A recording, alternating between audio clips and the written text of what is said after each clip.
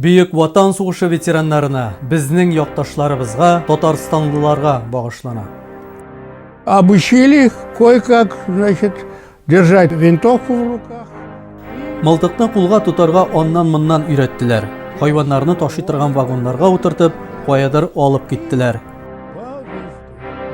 Лок станциясына кадәр барды. Ул Сталинград янында. Менә шуннан инде Сталинград тирәсенә юл тотуыбызны аңладык. 1942 елның җәендә кешеләр, техника, сугыш припаслары белән тулган эшелоннар көньякка таба юл тотты. Булар барысы да теләсә кайсы моментта сугышка керергә әзер булырга тиеш иде.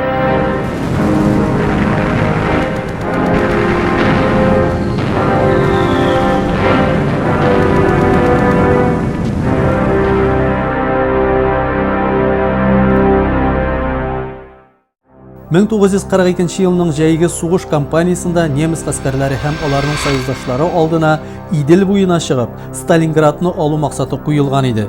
Моның өчен махсус һөҗүм итүче төркем төзелде.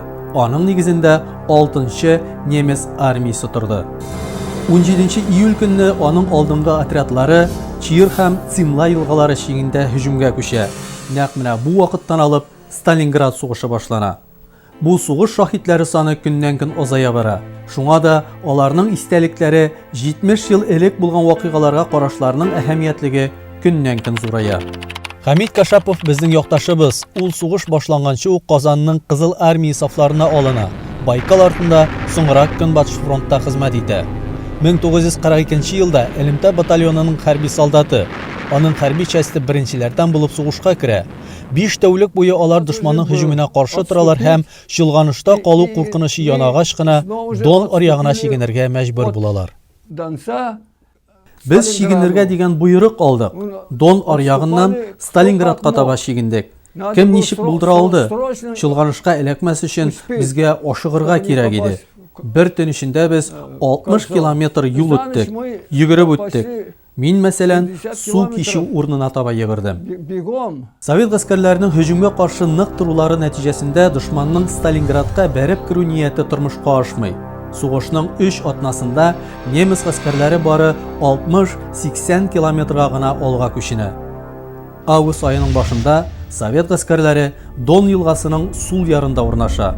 Сталинградка ашыгыч рәвештә Кызыл армияның яңадан-яңа гаскәри берәмлекләрен күчерәләр. Василий Иванов Казаннан фронтка 18 яшендә үзе теләп китә.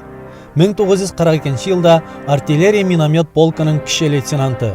Август айында аның части Сталинградтан 150 километр ераклыкта була. Марш совершали очень в тяжелых условиях. Очень тяжелых условиях.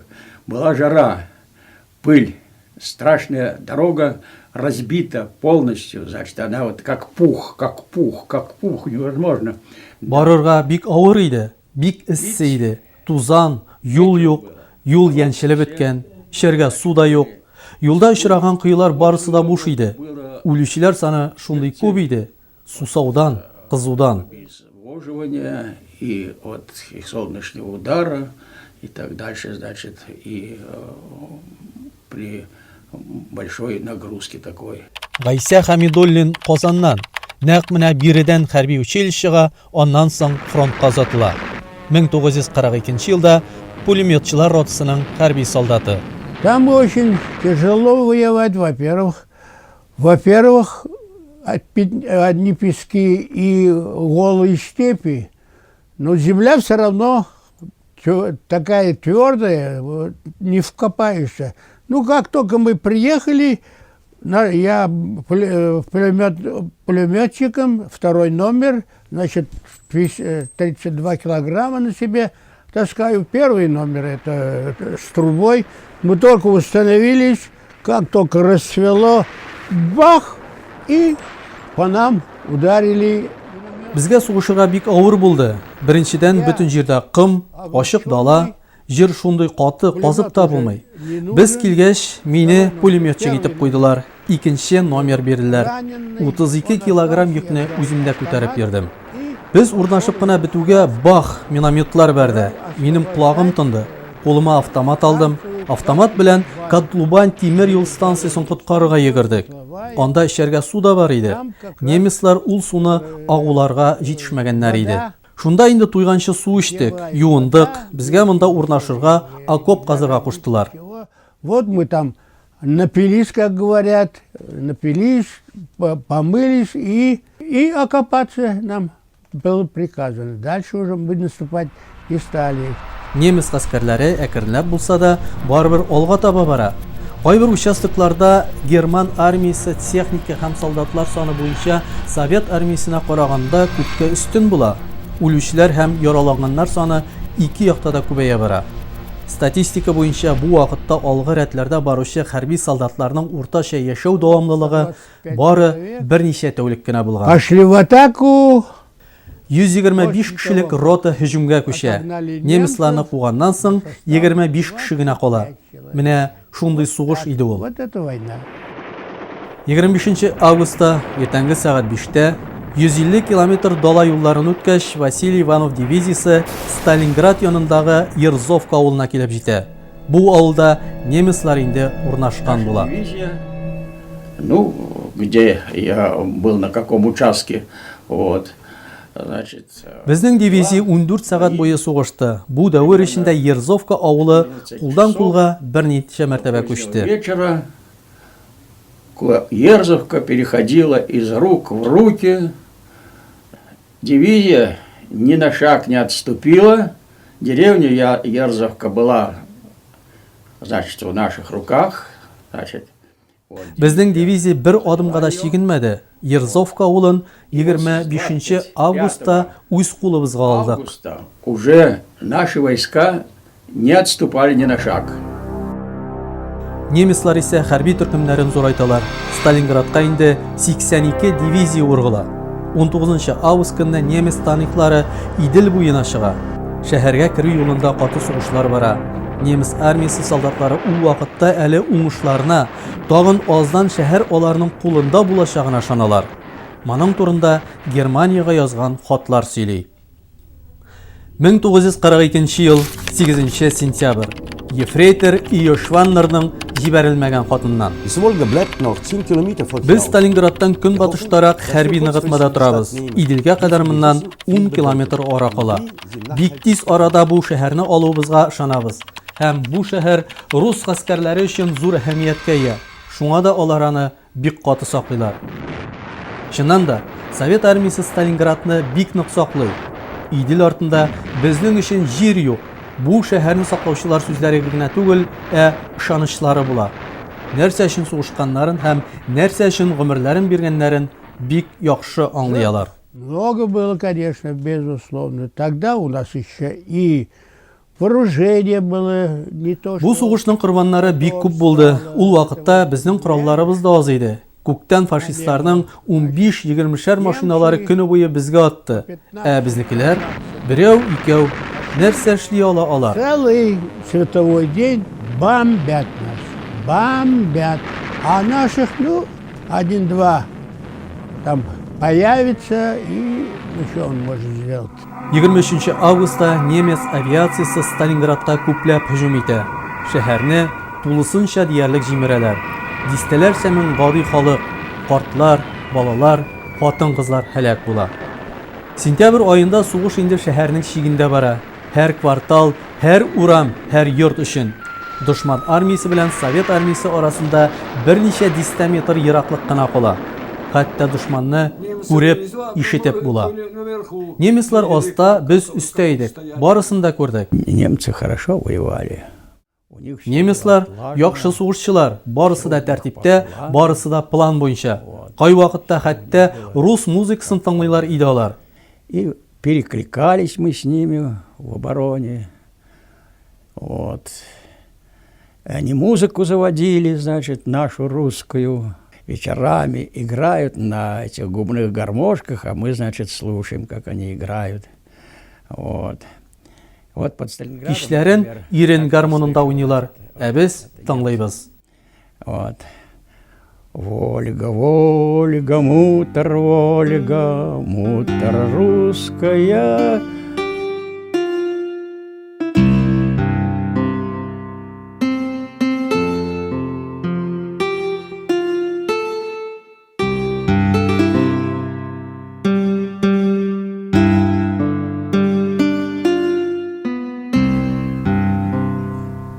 такие моменты бывают. Вот.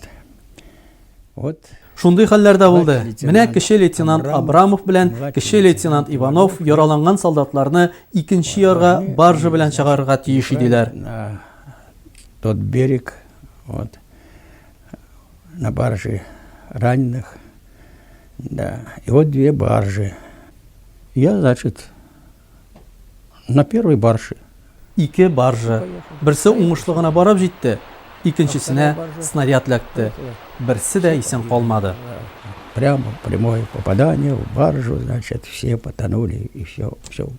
Вот такой, значит, момент. Мондый моментлар сугышны кичкәннәрнең һәм исән калганнарның хәтерендә мәңгегә калачак. 1942 елны көз буе шәһәрдә сугыш бара. Көн сайын диярлек артиллерияны авиация һәм пехота алмаштырып тора. 5 октябрьдә Сталин боерык чыгара. Шәһәрне дошманга бирәсе түгел. Совет солдатлары үз көченә һәм озакламый җиңүләренә чын күңелдән ышаналар. И пошел сдаваться в Бер кеше дә кулны күтәреп пленга дошманга бирелмәде. Мин гомумән андыйны күрмәдем. Безнең күңелләребез көриде. Солдат булгач, бар кушканнарны да эшләдек. Кирәк икән, димәк, сугышка керергә кирәк. Ему сказали, надо, значит, идем в бой. Иногда говорят, значит, без страха и сомнения, да, вот. Человеческий страх существует у каждого. Һәр кешедә курку дигән нәрсә бар ул. Үлем белән яшәү арасында калган һәр кеше моны сизә. На грани вот смерть или выживу. Вы знаете, вот откровенно говоря, значит, когда страшные, значит, вот это Бик авыр булганда Худайга ялварасың. Я Раббым, булыш миңа, сакла үземне дип җиргә башларыңны бәрәсең. Господи, помоги. Господи, значит, сохрани. И так вопьешься в землю. 3 ай эчендә немец гаскәрләре берничә һөҗүм ясый. Шуларның нәтиҗәсендә инде ноябрьдә бар шәһәр фашистлар кулына күчә. Советлар армиясе бары тик тар гына яр янындагы хәрби сызыкны били. Ләкин бу вакыт эчендә Кызыл армия җитәкчелеге дошман оборонасының хәлсезрәк урынына һөҗүм итү өчен махсус төркем җыя башлый. Максатлары бер була: немец гаскәрләрен урап алып юк итү.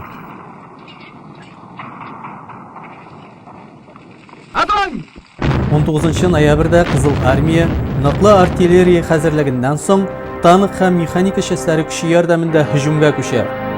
Саклау чараларын үтеп, 23 ноябрьдә Совет гаскәрләре 330 мең солдат булган 22 дивизияны чорнап ала.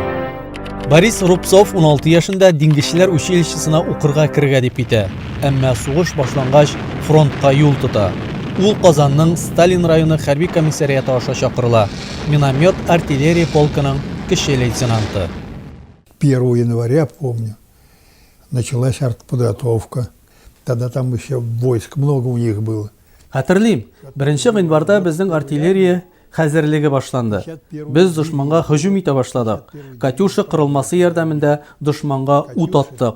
Туп-туры наводка белән дошманның танкларына аттык. Вначале начала стрелять «Катюш» прямой наводкой. А раньше они навесны по площадям били, а потом уже стали прямой наводкой бить по танкам. Там.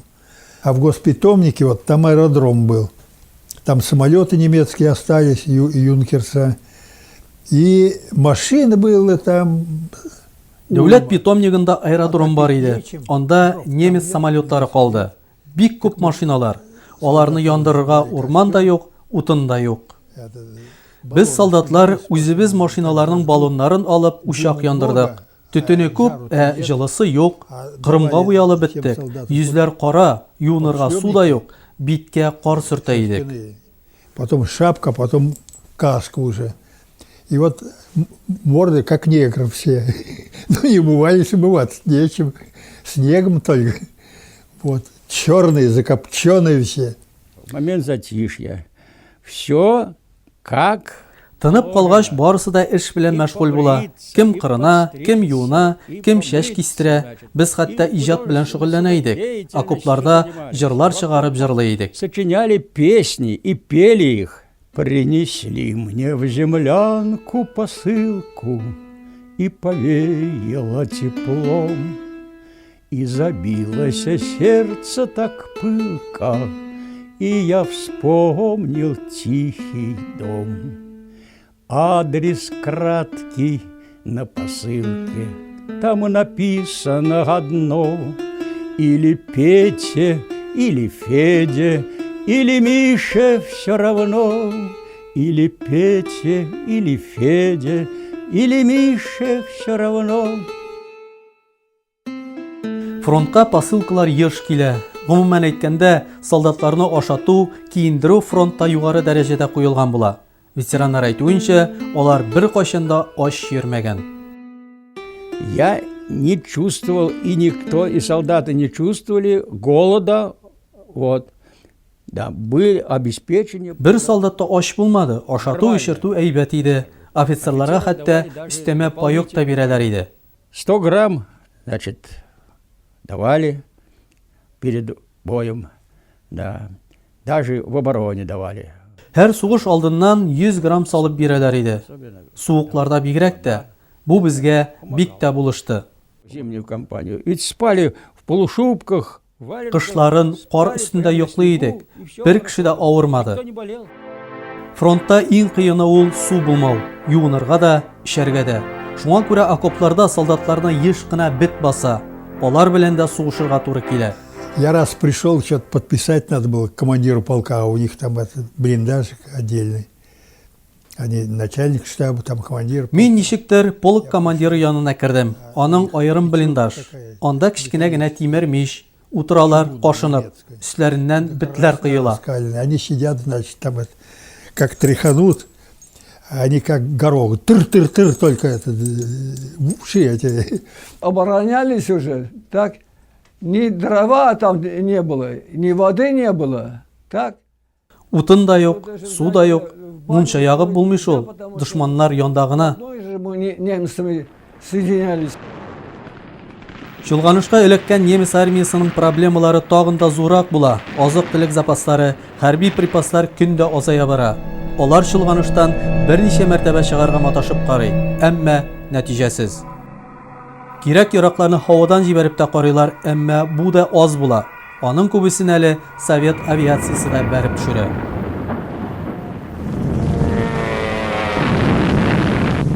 Там же они как, голодные были, жрать нечего. Всех кошек съели, ворон съели, все там пожрали. Вот. А вот эти самолеты, которые их снабжали, их наши сбивали, научились очень, особенно Ю-52.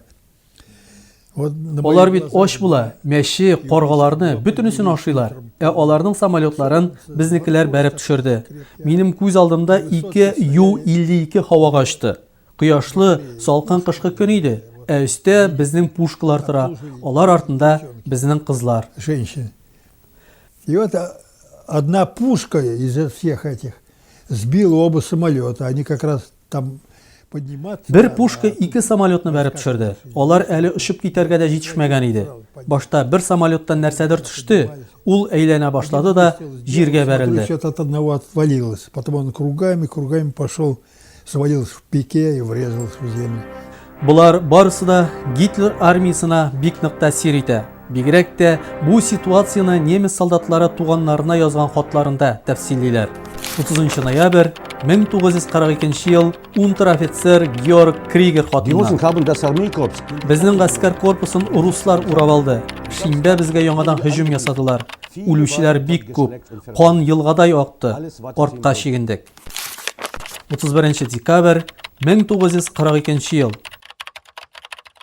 Tag für Tag fragen wir uns selbst, wo sind doch Без көн сайын диярлек сорыйбыз. Безне коткаручылар кайда? Кайчан без котылырбыз? Унтер-офицер Герман Трепман көндәлегеннән. den 10. Januar. 10 гыйнвар. Нәкъ сәгать 6-да көнбатышта көчле атыш башланды. Андый гөрелдәүне минем әле ишеткәнем булмады. Көне буе безнең өстән самолетлар оча, бомбалар аталар. Әмма немецлар бирешергә уйламый. 10 гыйнварда Совет армиясе җитәкчелеге капкындагы дошманны бетерү операциясын башлый. Аны бер атна эчендә булдырырга җыеналар. Невозможно просто. Вот знаете полевые эти навесы? Вот в полевом навесе, в каждом почти, который, ну они целые остались в основном. Потому что Үлүчеләр шундый күп иде. Кырдагы хәрби япмаларның эче үлүчеләр белән тулы иде. Күбесе немецлар. Миннән сорыйлар иде. Безнекеләр булмадымы ни? Булды. Алар аста калдылар. Шуңа да күренмәделәр. наших что, не было, что ли? Я говорю, были, только они наши вперед были. Они внизу, их не видно. И вот я помню, раз ехал, после снегопада, темнотища, а фары зажигать нельзя было. Там вот едем, а просто... Әле дә хәтерлим. Каты кар яуганнан соң төнлә барам. Фараларны кабызырга ярамый, барабыз, бер нәрсә дә күренми. Кара әле, нәрсә бу дим? Әллә немец басып тора инде? Кая эләктек без? Такой. Он, а что? Я говорю, смотри, ух, как немец стоит, елки-палки, куда мы попали? Ну, а там в степи, там же дороги. А я присмотрел, что он не шевелится. Ну, подъезжаем близко, мы схватились уже за автоматы, там, за оружие, приготовились, потому что он один, справимся. Подъезжаем, мертвец. Он, видно, лежал, у него одна рука вот так откинута, а тут вот так Мин әйбәтләп карадым. Якынрак килдек. Автоматларны кулыбызга алдык. Карасак, үлгән икән. Салкында каткан. Бер кулы менә шулай иде. Безгә юлга күрсәткеч иләргә кирәк иде. Баганалар юк.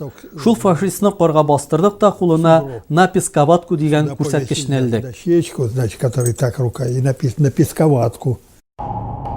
2 февраль немец хәрби армиясе генераллары белән бергә капитуляцияны игълан итә.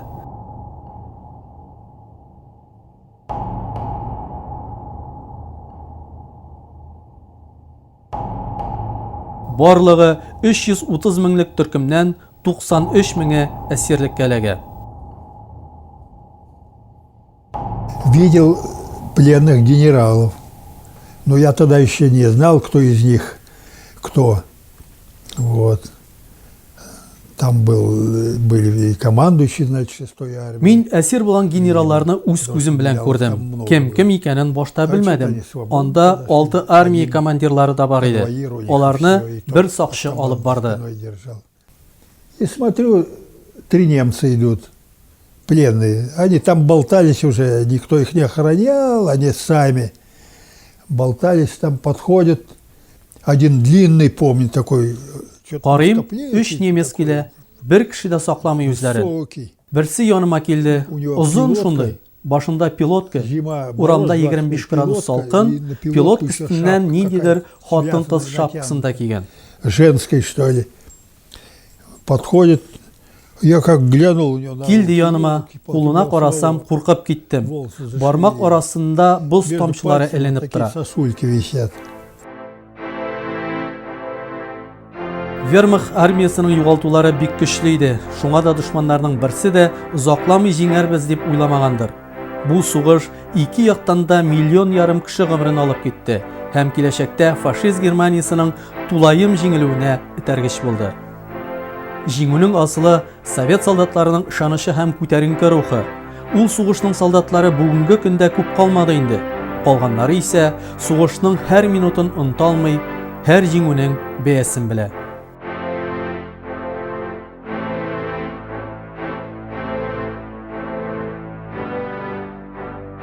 После войны я вернулся, допустим, сюда уже в гражданке. Сугыштан соң мин 10 еллап сугыш турындагы фильмнарны карый алмадым. Фильмы о войне.